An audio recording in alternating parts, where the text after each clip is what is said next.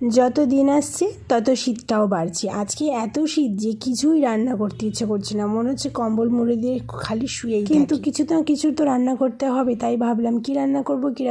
অনেক দিন হয়ে গেল ওমলেটের ঝাল রান্না করি না, তো আজকে ওমলেটের ঝাল রান্না করছি। প্রথমে ডিমের ওমলেটগুলো করে নিলাম, তারপরে আলু, টমেটো, জিরে, তেজপাতার উপর ফোড়ন দিয়ে দিলাম, আর কি হলুদ গুঁড়ো, জিরে গুঁড়ো দিয়ে নুন দিয়ে ভালো করে নাড়িয়ে চাড়িয়ে ভেজে নিয়ে এর মধ্যে জল দিয়ে দেবো। তারপরে সেদ্ধ হয়ে গেলে এর মধ্যে দিয়ে দেবো ডিমের ওমলেটগুলো, তারপরে ফুটে উঠবে, একটা সুন্দর গন্ধ বেরোবে, নামিয়ে দেবো। গরম ভাতে খেতে কিন্তু বেশ ভালো লাগে। আজকে এত ঠান্ডা পড়েছে যে সকালবেলা একটুখানি ঘুম থেকে উঠতেও দেরি হয়ে গেছিলো, তাই এই ওমলেটের ঝালটাই করলাম। আর এটা কিন্তু আমরা ভাত দিয়ে, রুটি দিয়ে সবের সাথেই খেতে পারি, বেশ ভালো লাগে। আমার এই ওমলেটের ঝালের থেকে ডিম সেদ্ধ করে যে কারিটা হয় সেটা খেতেই বেশি ভালো লাগে। তো চলো, আজকের রেসিপি তো ডান।